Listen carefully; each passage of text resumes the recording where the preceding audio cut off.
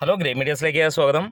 മമ്മൂട്ടിയുടെ ഏറ്റവും പുതിയ ചിത്രമായ ടർബോ 4 ദിവസങ്ങൾ കൊണ്ട് റെക്കോർഡ് വേഗത്തിൽ 50 കോടി ക്ലബ്ബ് കഴിഞ്ഞിരിക്കുന്നു എന്നുള്ള വാർത്ത ഒഫീഷ്യലായിട്ട് വന്നിരിക്കുന്നു എന്നുള്ളതാണ്. 52.11 കോടിയാണ് 4 ദിവസങ്ങൾ കൊണ്ട് സിനിമ നേടിയിരിക്കുന്നത്. 5-ാം ദിവസമായ ഇന്നുകൊണ്ട് സിനിമ 60 കോടിക്ക് മുകളിലേക്ക് എത്തും എന്നുള്ളതിന് സംശയങ്ങളും ഇല്ലാതെ ഇരിക്കുന്നു.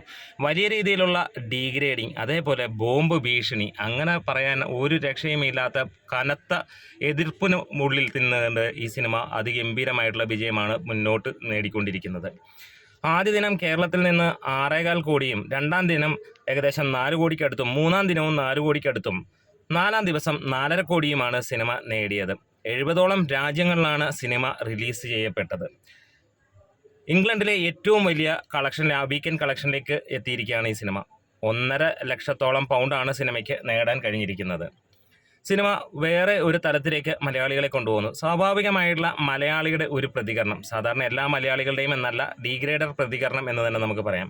അതായത് ഗംഭീരമായി ഓടുമ്പോഴും സിനിമ കൊള്ളില്ല എന്ന് പറച്ചിലും അതുപോലെ തന്നെ മോശമാണ്. ജയിലർ പോലെയുള്ള സിനിമകൾ കണ്ടപ്പോൾ കൈയടിച്ച് നിന്നവന്മാർ ഇപ്പോൾ ഈ സിനിമയെ മോശമാണെന്ന് പറയുന്നു.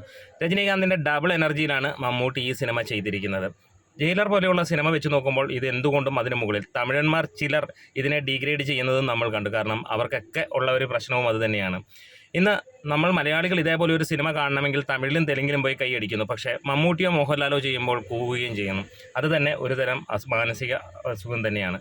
എന്താണെങ്കിലും ഈ സിനിമ വേൾഡ് വൈഡായിട്ട് ഇറങ്ങിയ സ്ഥലങ്ങളിലെല്ലാം തന്നെ മികച്ച രീതിയിൽ മുന്നോട്ട് കുതിക്കുകയും 40 കോടിയോളമാണ് സിനിമയുടെ ബഡ്ജറ്റായി വന്നിരിക്കുന്നത്. 40 കോടിയോളം ബഡ്ജറ്റായി വന്ന സിനിമ 50 കോടിക്ക് മുകളിലേക്ക് ഇപ്പോൾ തന്നെ എത്തിയിരിക്കുന്നു.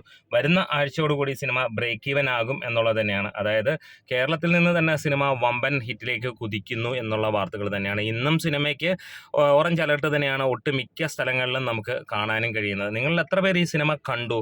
കണ്ടിട്ട് അഭിപ്രായം പറയുന്നവർ ഒന്ന് നിങ്ങൾ കമൻസിലൂടെ വരാം. കാണാത്തവരാണെങ്കിൽ ബുക്ക് ചെയ്തിട്ടുണ്ടെങ്കിൽ ഒന്ന് പറയാം. Thank you.